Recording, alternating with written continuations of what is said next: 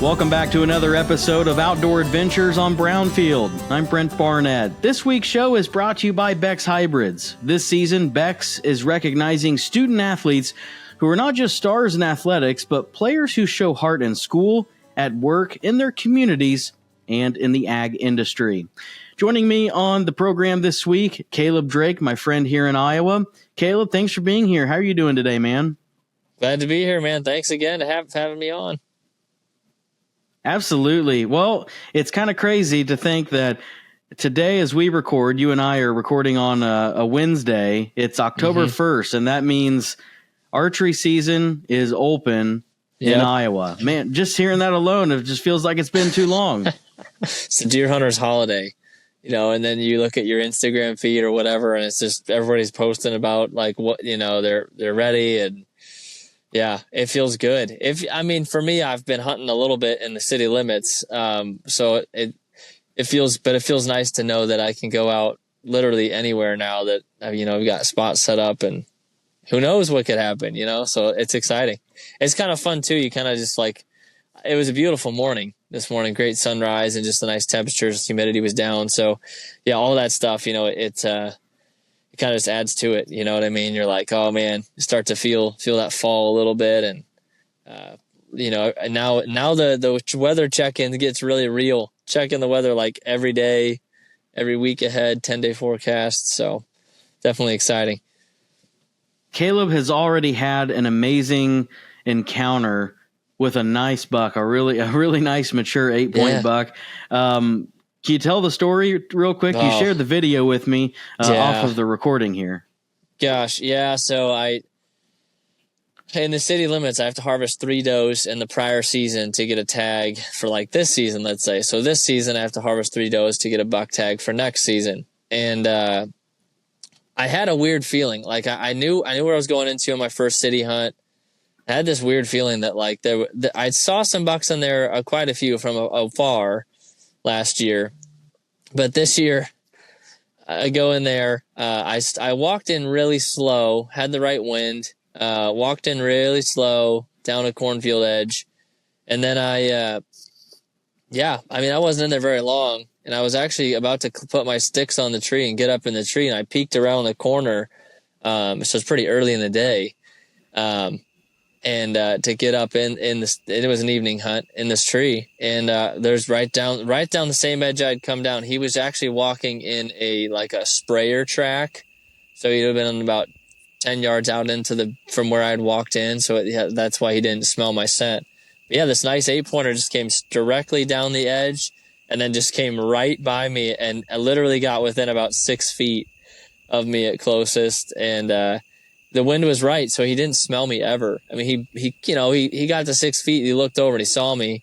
I was just kind of hunched up in a ball, recording him, and then he bounded off. And then he actually just circled, and he kind of tried to circle behind me to get my wind, but there was a fence there, and I don't think he wanted to jump it. So he felt safe enough. He fed on forbs behind me for probably 30 minutes, just 30 yards, and then just worked his way off.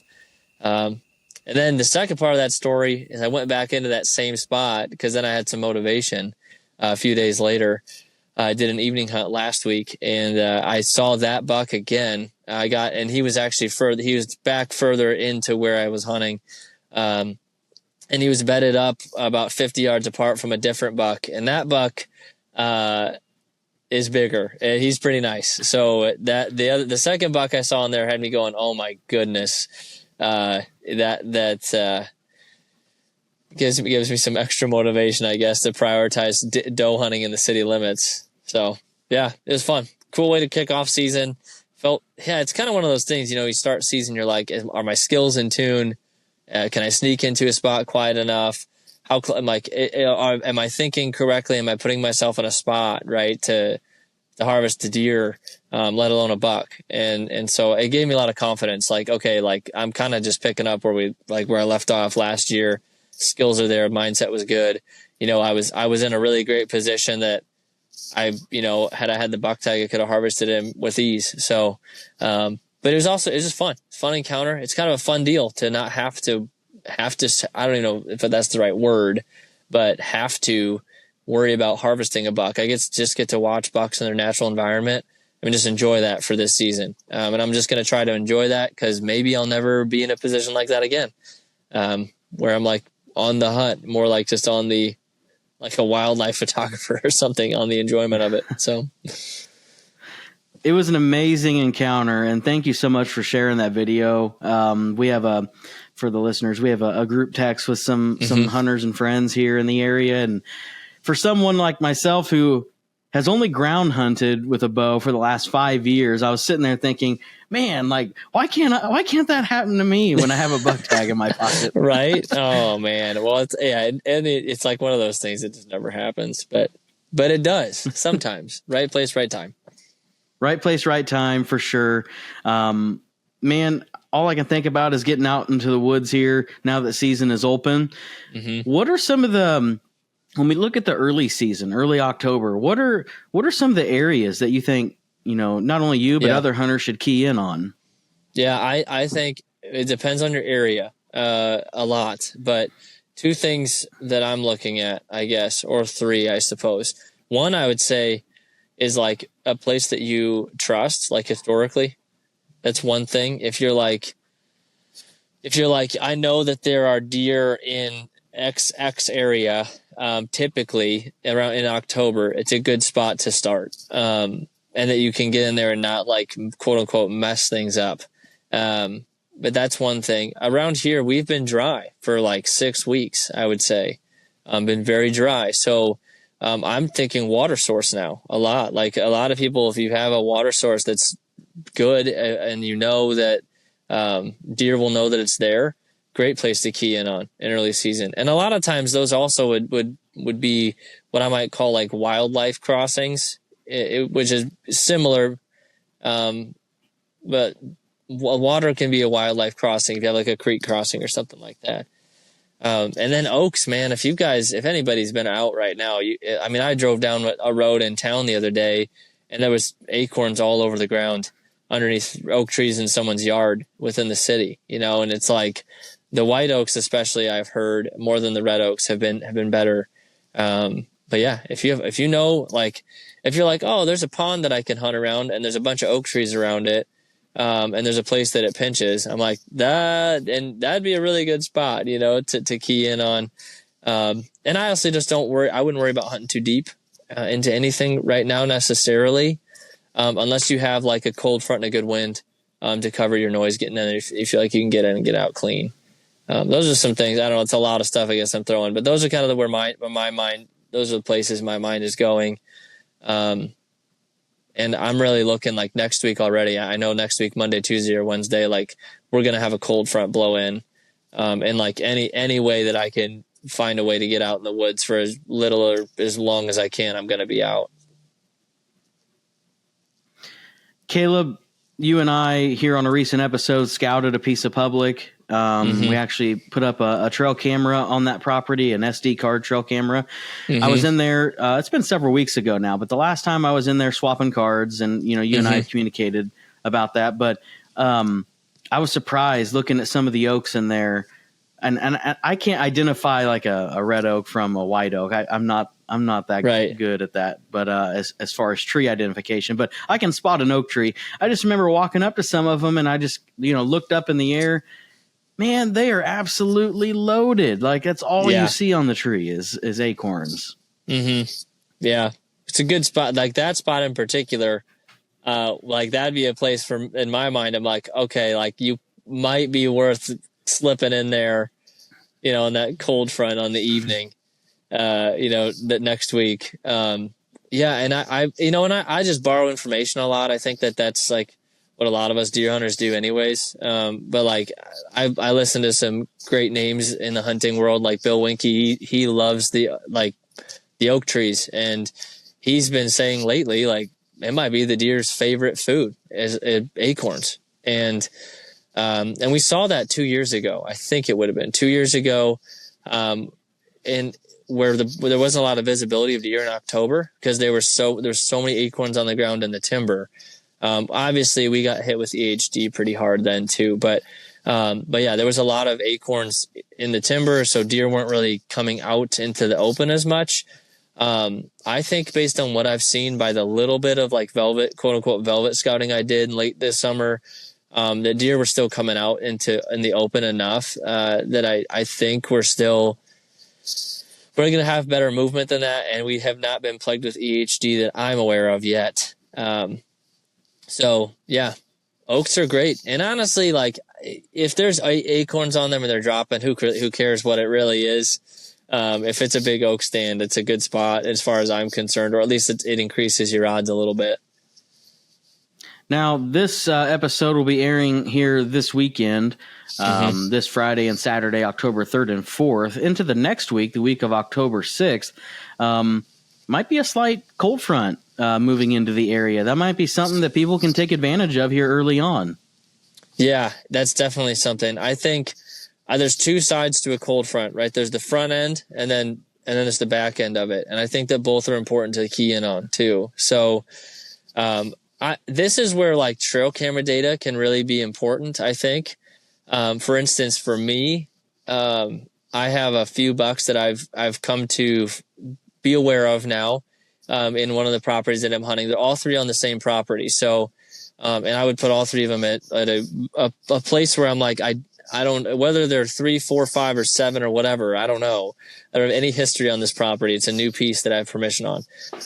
But they all are definitely like, I don't think that they're going to get to next year if I get an opportunity at them, or at least I'm going to try. So, to draw back, but, that's a thing for me where like, okay, I have a concentration of deer in recent history or like in the recent weeks that, they're more nighttime or very late at night or like in the evening or in the daylight and very early in the morning at best that they're showing up. With this heat, it's kind of slowed that down. So the cold fronts are great because it's like if you have something like that where you've got a couple of different bucks that you're aware of and you're like, they're in this area, it's a great spot to just go there, roll the dice if you don't really know, haven't checked your camera in a week or two, but that they were in there. It's great. It's like, well, you got a chance something's going to be up and moving, especially on the front of that cold front. And then if it stays, let's say that it stays for 2 or 3 days and we warm back up. I think the back end of a cold front, if you get a strong opposite wind, can be really deadly as well, and really impactful. So both, keep an eye on both. Obviously, if the cold weather stays around, they'll settle into a kind of a new pattern. But if you get kind of that snap on both ends, that's a big thing to me. Which maybe the back end isn't talked about as often, but a strong south wind, that's where I killed the biggest buck I've ever harvested. So, I've heard of that from a couple people. I think the juries. So keep an eye on both those things for sure. Well, I moved a camera to a piece of public, actually the public land property where I killed my buck last year on, I think it was November 8th or 9th? I can't remember. But anyways, it's been out there for like 3.5 weeks now, maybe 4 weeks. And honestly, Caleb, the biggest, I think the biggest mental challenge I've had is not going out there and checking it. I told myself I should probably stay out of there and just check, pull the card the first time I hunt there. So, I don't know. That's just kind of been a mental struggle with me to not drive out there and go check it, because I don't know. Do you think it does impact an area if you walk in there and get your scent around? Goodness, I am like 50-50 on that. I'll be honest. Cause I think it's very situational is what I'll say. On public land, it's one thing. If it's an area that you're like, you've never seen another person there and it's kind of a sanctuary, I think that it can be something that is a little more, not detrimental, but it's a higher risk, potentially. On a public land where it's maybe there's some activity around there, or on private land that like a farmer is like frequenting, an area, and you're checking an SD card and they're used to vehicles going by at like a regular interval.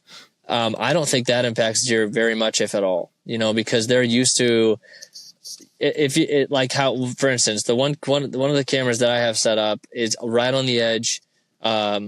It's really quick to get off the edge into the creek, pull the card, get out of there. I mean, I checked the card last Saturday, and I was in the area out of my truck for like less than a minute. And so like, it's just like as far as the deer know, it might be the farmer stopping and checking his crop or something for a minute. So I think that stuff is what you just have to like think of, I guess, is like, is this something the deer are used to seeing? And if the answer is yes, then you're probably okay. And if it's something that like, I'm going to really invade this piece in this area, then probably no, you're probably not safe to go in there. But I would say for you, yeah, first hunt sounds good to me, man. I'd get in there maybe first hunt even. I don't know, especially if you're itching and you got the right wind and it's a cold front. It's like if you're able to slide in there in an evening, slip in there, grab your card. If you've got I have like a little card reader thing. It's like that I can easily put in like a backpack. So, or if you have a small enough laptop or whatever, it's kind of fun. Even you could even sit down and like flick through the pictures and start to get your hopes way too high, while you're sitting exactly there. Yeah. Well, Caleb, we've run out of time here on the show this week. Man, I wish you the best of luck this season. Hopefully you have another huge year like you did last year, and we'll have you back on and do some updates throughout the season. Maybe do like a rut update or something. Oh, that'd be a lot of fun. Well, thanks for having me on, man. And same to you. Thanks and good luck. And we'll be in touch all season. Awesome. Thanks, buddy. That's Caleb Drake joining me, my friend here in Iowa, also the host of the Backwoods Bulletin podcast. You'll have to check that out. And just a reminder that here on Outdoor Adventures, our show this week has been brought to you by Beck's Hybrids. We appreciate their support. I'm Brent Barnett with Outdoor Adventures. Have a great weekend.